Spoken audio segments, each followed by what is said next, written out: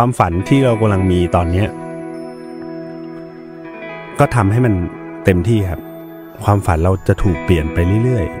ๆอะไรที่เราให้ความสำคัญตอนนี้พอเราโตขึ้นมามันอาจจะไม่ได้สำคัญขนาดนั้นแล้วเพราะฉะนั้น